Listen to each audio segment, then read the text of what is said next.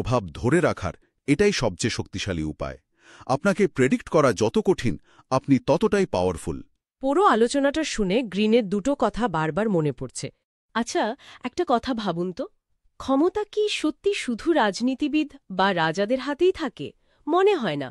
প্রতিদিন আমাদের অফিসে, বন্ধুদের আড্ডায়, এমনকি ঘরের ভেতরেও কিন্তু ক্ষমতার একটা অদৃশ্য খেলা চলছে। প্রশ্ন হল, এই খেলায় আমরা কি ঠিকঠাক খেলছি, নাকি এই খেলাই আসলে আমাদের চালাচ্ছে? আজ আমরা রবার্ট গ্রিনের লেখা একটা বিখ্যাত আর হ্যাঁ, কিছুটা বিতর্কিতও বটে বই নিয়ে কথা বলবো, দ্য 48 লজ অফ পাওয়ার। এখানে সেই 48টা নিয়মের কথা আছে, যেগুলো জানলে হয়তো পরিস্থিতি নিজের নিয়ন্ত্রণে আনা যায়, আর না জানলে হয়তো নিয়ন্ত্রিত হতে হয়। ঠিক বলেছেন। গ্রিনের মূল কথাটা কিন্তু খুব ইন্টারেস্টিং। উনি বলছেন, power is a game of psychology and strategy. মানে ক্ষমতা জিনিসটা শুধু জোর বা পদের ব্যাপার নয়, এটা আসলে মনস্তত্ত্ব আর কৌশলের খেলা। যারা মানুষের মন বোঝে, পরিস্থিতি কাজে লাগাতে জানে আর ঠিকঠাক কৌশল খাটাতে পারে, তারাই কিন্তু এগিয়ে থাকে। ইতিহাসে তাকালে দেখবেন, অনেক বড় বড় নেতা বা প্রভাবশালী লোক জেনেই হোক বা না জেনেই এই ধরনের নিয়মগুলো কাজে লাগিয়েছেন। বেশ আকর্ষণীয় লাগছে। তাহলে আজ আমরা এই 48টা নিয়ম থেকে কিছু জরুরি বিষয় নিয়ে একটু গভীরে যাব, তাই তো? আমরা ইতিহাসের উদাহরণের খুব বেশি যাব না, বরং নিয়মগুলোর পেছনের ভাবনাটা বোঝার চেষ্টা করব। বইটার মতোই আমরা আলোচনাটা 5টা ভাগে ভাগ করে নিয়েছি। চলুন প্রথম ভাগটা দিয়ে শুরু করি, কিছু প্রাথমিক কৌশল। প্রথম ভাগের প্রথম নিয়মটাই কিন্তু বেশ ধাক্কা দেবার মতো, নেভার আউটশাইন দ্য মাস্টার। মানে আপনার যিনি বস বা গুরুজন, তাকে কখনো নিজের আলোয় ঢেকে ফেলবেন না। এটা শুনতে কেমন লাগছে? মনে হচ্ছে না যে যোগ্যতা দেখানোই তো ভালো? হ্যাঁ, মানে আপাত দৃষ্টিতে তো সেটাই মনে হয় স্বাভাবিক, কিন্তু গ্রিন এখানে একটা অন্য দিকের কথা বলছেন। দেখুন, যারা ক্ষমতার উপরে থাকে তারা প্রায়শই একটু নিরাপত্তাহীনতায় ভোগেন। এটা খুব স্বাভাবিক। যখন তাদের টিমের কেউ খুব বেশি যোগ্য বা ব্রিলিয়েন্ট হয়ে ওঠে, তখন তাদের মনে একটা ভয় বা হিংসা কাজ করতে পারে। ও আচ্ছা, মানে সে হয়তো তার জায়গা নিয়ে নেবে, এই ভয়। ঠিক তাই, বা তাকে ছাপিয়ে যাবে। এর ফলে কি হয়, আপনার সুযোগ আটকে যেতে পারে, বা আপনাকে হয়তো সরিয়েই দেওয়া হলো। তাই গ্রিনের পরামর্শ হল, নিজের যোগ্যতা অবশ্যই দেখান, কিন্তু এমনভাবে যাতে আপনার বস সম্মানিত বোধ করেন, মানে থ্রেটেন না হন আর কি। বুঝতে পারছি। আরেকটা কৌশল কি ছিল যেন? নিজের আসল উদ্দেশ্য লুকিয়ে রাখা, কনসিল ইয়োর ইন্টেনশনস। হ্যাঁ, এটা আরেকটা গুরুত্বপূর্ণ প্রাথমিক কৌশল। কিন্তু কেন? সবকিছু খোলাখুলি বলাই তো ভালো, তাই না? স্বচ্ছতা স্বচ্ছতা অবশ্যই ভালো জিনিস, কিন্তু ক্ষমতার খেলায় সবসময় হয়তো নয়। গ্রিন বলছেন, যখন অন্যরা আপনার আসল প্ল্যান বা উদ্দেশ্যটা জানে না, তখন আপনার চারপাশে একটা রহস্য তৈরি হয়। আর মানুষ তো অনিশ্চয়তা পছন্দ করে না। আপনার উদ্দেশ্য পরিষ্কার না হলে তারা নিজেদের মতো করে ভাবতে শুরু করে। হয়তো আমাকে যতটা পাওয়ারফুল ভাবে, আমি ততটা নই। হ্যাঁ, বা তার চেয়েও বেশি কিছু ভাবে। এই যে ধোঁয়াশা, এটাই আপনাকে একটা স্ট্র্যাটেজিক অ্যাডভান্টেজ দেয়। প্রতিপক্ষ বুঝতে পারে না আপনি এরপর কি করবেন। মানে অনেকটা দাবা খেলার মতো, নিজের চালটা আগে থেকে না জানানো। একদম ঠিক ধরেছেন। নিজের ইমেজ বা লোকে আপনাকে কিভাবে দেখছে, সেটা নিয়ন্ত্রণ করা খুব জরুরি। এই সূত্র ধরেই কি পরের নিয়মগুলো আসে, যেমন লোকের চোখে পড়া বা নেগেটিভ সঙ্গ এড়িয়ে চলা? ঠিক, quote attention at all costs, মানে যে করেই হোক লোকের নজরে আসুন। গ্রিনের মতে, ভিড়ের মধ্যে হারিয়ে যাওয়াটা ক্ষমতার জন্য ভালো না। কেউ যদি আপনাকে খেয়ালই না করে, তাহলে আপনার প্রভাবটা পড়বে কিভাবে? তা ঠিক। তবে হ্যাঁ, এই নজরে আসাটাও হতে হবে কৌশলী। এমনভাবে যাতে লোকে আপনাকে নিয়ে কথা বলে, কিন্তু সেটা যেন পজিটিভ বা অন্তত ইন্টারেস্টিং হয়। এর সাথেই জুড়ে আছে আরেকটা নিয়ম, অ্যাভয়েড দ্য আনলাকি, মানে যারা দুর্ভাগ্যজনক বা খুব নেগেটিভ লোক, তাদের এড়িয়ে চলুন। এটা কেন? অন্যের দুর্ভাগ্য কি আমার উপরও প্রভাব ফেলতে পারে? গ্রিনের যুক্তি হল, হ্যাঁ, পারে। আবেগ, এমনকি দুর্ভাগ্যও নাকি সংক্রামক হতে পারে। যারা খালি ভুলভাল সিদ্ধান্ত নেয় বা সবসময় হতাশ থাকে, তাদের সঙ্গে মিশলে আপনার এনার্জি, আপনার মোটিভেশন কমে যেতে পারে। তাই নিজের ফোকাস ঠিক রাখতে এই ধরনের সঙ্গ এড়িয়ে চলা ভালো। এই প্রথম দিকের কৌশলগুলোর মূল কথাই হল, নিজের চারপাশ আর লোকে আপনাকে কিভাবে দেখছে সেটার ওপর একটা নিয়ন্ত্রণ আনা। বেশ গভীর কথা। আচ্ছা, এবার তাহলে দ্বিতীয় পর্বে যাই। এখানে তো সামাজিক কিছু কৌশলের কথা আছে, যেমন একটা বেশ পরিচিত শোনায়, মানুষকে তোমার ওপর নির্ভরশীল করো।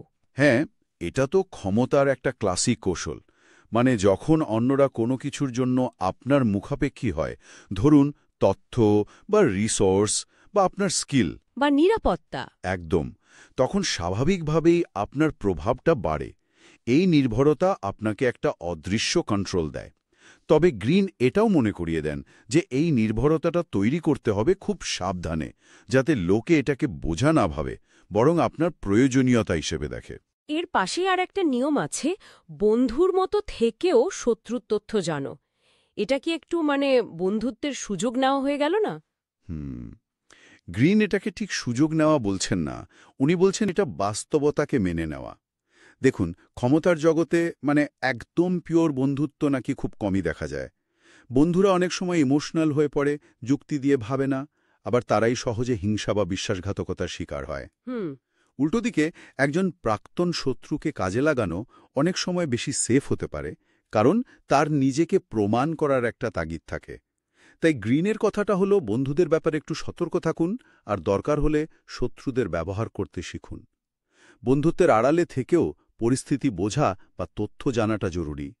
এটা সরাসরি বিশ্বাসঘাতকতা নয়, বরং সতর্কতা আর কি। কিন্তু এর পরের নিয়মটা, শত্রুকে অর্ধেক নয় পুরোপুরি শেষ করো, এটা তো বেশ কঠিন শোনায়।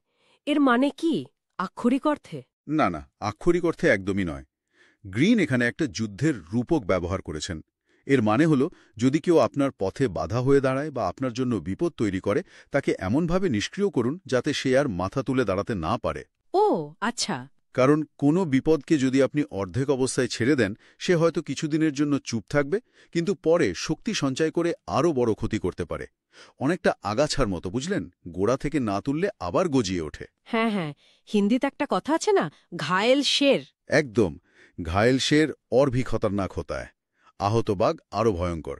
তাই ভবিষ্যতের ঝুঁকি কমাতে সমস্যাটা পুরোপুরি মেটানোর কথা বলা হয়েছে। আচ্ছা, এই সামাজিক কৌশলের মধ্যে আরেকটা ইন্টারেস্টিং আইডিয়া হলো, কখনো বেশি উপস্থিত থেকো না, একটু দূরত্ব বজায় রাখা। এটা কিভাবে কাজ করে? এটা মানুষের সাইকোলজির একটা মজার দিক। দেখুন, যখন কোনো জিনিস খুব সহজে পাওয়া যায়, তখন তার দাম কমে যায় না? হ্যাঁ, তা তো বটেই। আপনি যদি সবসময় সবার জন্য অ্যাভেলেবল থাকেন, লোকে আপনাকে গুরুত্ব নাও দিতে পারে, টেকেন ফর গ্রান্টেড নিয়ে নেয় আর কি। গ্রিন বলছেন, মাঝে মাঝে একটু দূরে থাকলে, নিয়ন্ত্রিতভাবে অনুপস্থিত থাকলে আপনার ভ্যালু বাড়ে। লোকে তখন আপনার অভাবটা বোধ করে, আপনার ফিরে আসার জন্য অপেক্ষা করে। অনেকটা রেয়ার জিনিসের প্রতি মানুষের যে টান থাকে, সেটার মতো। তার মানে কম দেখা দিলে যখন দেখা দেবেন, সেটার ইম্প্যাক্ট বেশি হবে। ঠিক তাই, আপনার প্রতিটি উপস্থিতির ওজন বাড়বে, সার্কুলেশনে আপনার ভ্যালু বেড়ে যাবে। বাহ, এই নিয়মগুলো তো সত্যি আমাদের আচরণ নিয়ে নতুন করে ভাবতে বাধ্য করে। চলুন এবার তৃতীয় পর্বে যাই। এখানে তো বুদ্ধির খেলার কথা বলা হয়েছে, একটা বেশ মজার, বোকা সাজো যাতে বুদ্ধিমানরাও তোমাকে হালকা ভাবে। হ্যাঁ, এটা একটা ক্লাসিক কৌশল, নিজেকে আড়াল করার।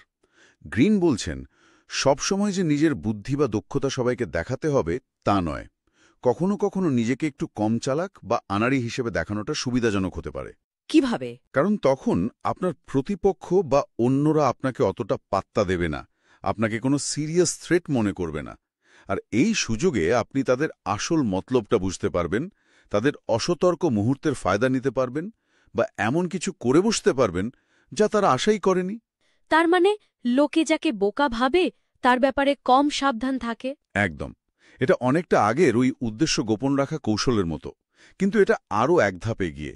এখানে নিজেকেই একটা ছদ্মবেশে রাখা হচ্ছে। এর সাথে কি সাহসের কোনো সম্পর্ক আছে? আরেকটা নিয়ম তো ছিল, সাহসের সঙ্গে কাজ শুরু করো। হ্যাঁ, অবশ্যই আছে। ভয় বা দ্বিধা এগুলো আমাদের সবচেয়ে বড় শত্রু। কোনো কাজে নামার আগে যদি আমরা খুব বেশি ইতস্তত করি, তাহলে সুযোগটাই হাতছাড়া হয়ে যায়, আর অন্যদের চোখেও আমরা দুর্বল হয়ে পড়ি। গ্রিন বলছেন, সাহসী পদক্ষেপ নিন।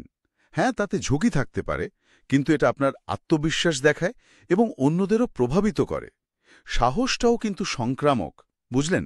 এটা অন্যদের আপনার দিকে টানতে পারে। ব্যক্তিগত দরকার গ্রিন কি সে কথাও বলেছেন? অবশ্যই একটা গুরুত্বপূর্ণ নিয়ম হল সবকিছু আগেই পরিকল্পনা করো, মানে শেষ পর্যন্ত ভেবে কাজ শুরু করা। কোনো কাজ শুরু করার আগে তার সম্ভাব্য সব দিক কি হতে পারে, শেষটা কোথায়, এগুলো ভেবে রাখা খুব জরুরি। তাহলে অপ্রত্যাশিত সমস্যা এড়ানো যায়। কিন্তু মজার ব্যাপার হলো গ্রিন একই সাথে বলছেন এই যে এত কষ্ট করে প্ল্যান করলেন বা পরিশ্রম করলেন সেটা ফলাও করে বলার দরকার নেই, বরং কাজটা এমনভাবে দেখান যেন এটা খুব সহজই হয়ে গেছে। মেক ইউর অ্যাকমপ্লিশমেন্টস সিম এফর্টলেস। আরে কেন? নিজের খাটুনির ক্রেডিট নেওয়া তো স্বাভাবিক। স্বাভাবিক, কিন্তু ক্ষমতার মনস্তত্ত্বটা একটু অন্যরকম। যখন একটা কঠিন কাজকে দেখে মনে হয় যেন এটা খুবই সহজে করা হয়েছে, তখন যে করেছে তার ক্ষমতা, তার প্রতিভা, এগুলো দর্শকের চোখে অনেক বেশি রহস্যময় আর শক্তিশালী মনে হয়। লোকে ভাবে, বাহ, এর নিশ্চয়ই অসাধারণ কোনো ক্ষমতা আছে যা দিয়ে অবলীলায় কাজটা করে ফেলল। এটা আপনার চারপাশে একটা মিথ তৈরি করে। আর যদি বলি, উফ কি কষ্টটাই না হয়েছে, তাহলে সেই রহস্যটা থাকে না, আপনাকে আর 10টা সাধারণ মানুষের মতোই মনে হয়। তাই গ্রিনেট বলছেন, কাজ নিখুঁত হোক, কিন্তু দেখান যেন এটা খুবই স্বাভাবিক ছিল। এটাই আপনার পাওয়ারকে আরও বাড়িয়ে তুলবে। সত্যি এই আইডিয়াগুলো একদম অন্যরকম। আচ্ছা, এবার চতুর্থ পর্বের দিকে যাই, কৌশলগত নিয়ন্ত্রণ। এখানে একটা নিয়ম আছে, বিকল্প দাও কিন্তু নিয়ন্ত্রণ রাখো নিজের হাতে। এটা ঠিক কেমন? এটা কন্ট্রোল করার একটা খুব সূক্ষ্ম বা সোফিস্টিকেটেড উপায়। দেখুন, মানুষকে যদি সরাসরি কিছু করতে বাধ্য করা হয়, তারা অনেক সময় বাধা দেয়, রেজিস্ট করে। কিন্তু যদি তাদের সামনে কয়েকটা অপশন দেওয়া হয় আর বলা হয় আপনার যেটা পছন্দ বেছে নিন, তখন তারা ভাবে সিদ্ধান্তটা তো আমিই নিচ্ছি। কিন্তু আসলে আপনি অপশনগুলো এমনভাবে সাজিয়েছেন যাতে সে যেটাই বাছুক না কেন আপনার লাভ, মানে আপনার আসল উদ্দেশ্যটাই পূরণ হবে। অনেকটা দোকানে গেলে যেমন হয়, বিক্রেতা দুটো প্রায় একই জিনিস দেখিয়ে বলে কোনটা নেবেন।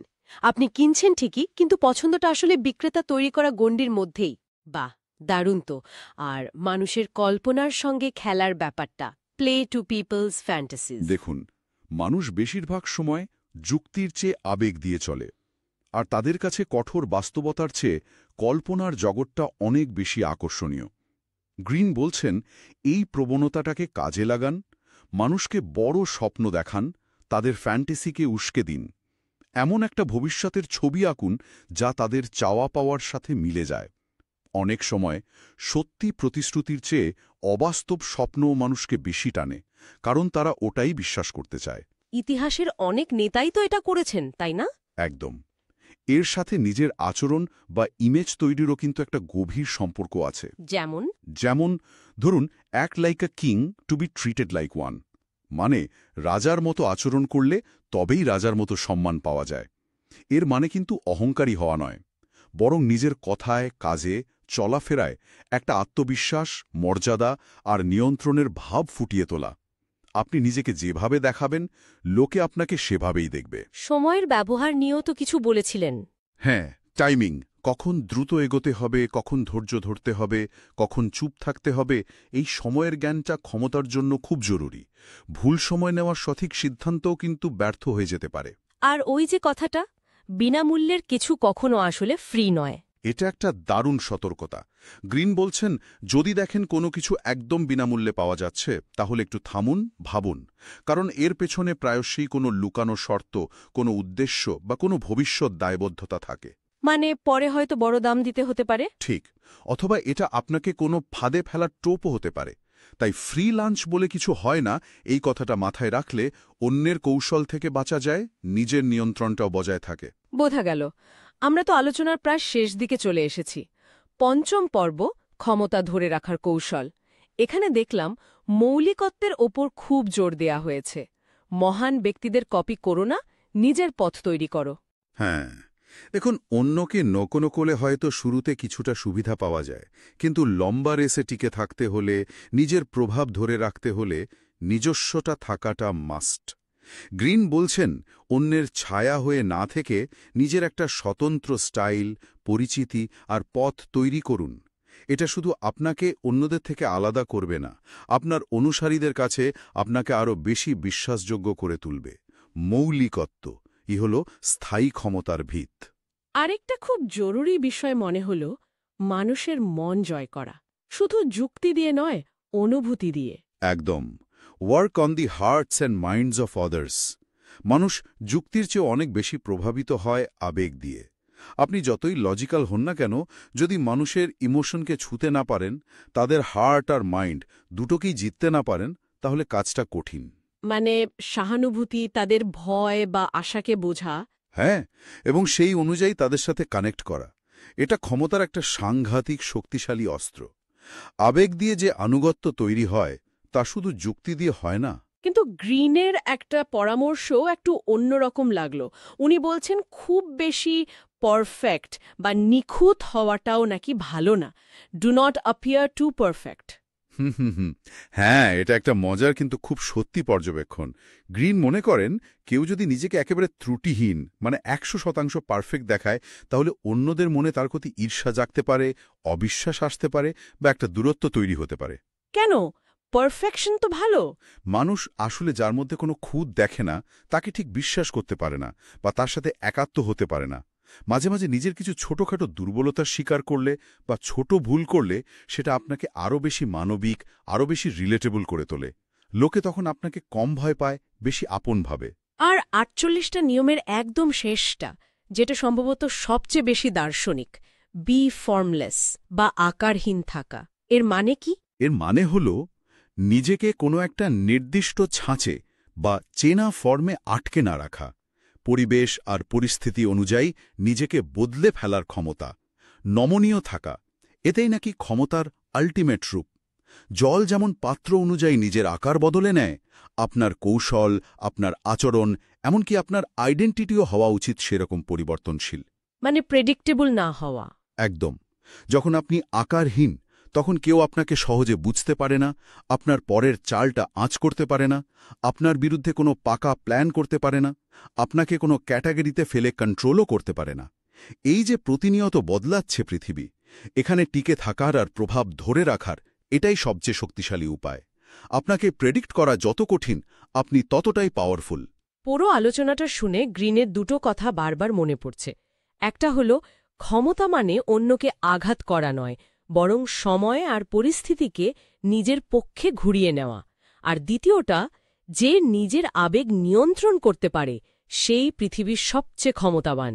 এই 48টা নিয়ম যেন সেই আবেগ আর পরিস্থিতি নিয়ন্ত্রণেরই একটা ডিটেইলড গাইডলাইন। নিঃসন্দেহে। তবে এই নিয়মগুলো জানার পর একটা গভীর চিন্তারও জায়গা তৈরি হয়। এই জ্ঞানটা নিঃসন্দেহে খুব শক্তিশালী, কিন্তু এটা কিভাবে ব্যবহার করা হবে তা নিয়ে নৈতিক প্রশ্ন কিন্তু আসেই। গ্রিন নিজে কিন্তু কোনো নৈতিকতার পাঠ দেননি। তিনি শুধু দেখিয়েছেন কোনটা কাজ করে, কোনটা করে না। হ্যাঁ, তিনি শুধু কৌশলগুলো তুলে ধরেছেন। ঠিক, কিন্তু এই কৌশলগুলো ব্যবহার করার সময় এর ফলাফল কি হবে, অন্যের ওপরের কি প্রভাব পড়বে, সেটা নিয়ে ভাবাটা জরুরি। আসল প্রশ্নটা হলো, এই জ্ঞান কিভাবে দায়িত্বের সাথে ব্যবহার করা যায়, কখন কোনটা অ্যাপ্লাই করা ঠিক আর কখন নয়। এর উত্তর হয়তো এক একজনের কাছে এক এক রকম হবে। নিজের বিবেক দিয়ে বিচার করতে হবে। কোনো নিয়ম তো নিজে থেকে ভালো বা খারাপ নয়, তার ব্যবহার আর উদ্দেশ্যটাই আসল। সত্যি, এটা একটা খুব গুরুত্বপূর্ণ পয়েন্ট। যারা নিজেদের জীবনে বা কাজের জায়গায় ক্ষমতার এই খেলাটা আরও ভালো করে বুঝতে চান বা আরও সচেতনভাবে খেলতে চান, তাদের জন্য রবার্ট গ্রিনে 48 লজ অফ পাওয়ার বইটা হয়তো নতুন কিছু দিক খুলে দিতে পারে। আজকের এই আলোচনাটা ছিল সেই বইয়ের কিছু মূল ধারণার উপর একটা সংক্ষিপ্ত আলোকাত। এবার শ্রোতারা হয়তো ভাবতে পারেন, এই যে এতগুলো নিয়মের কথা শুনলেন, এর মধ্যে কোনটা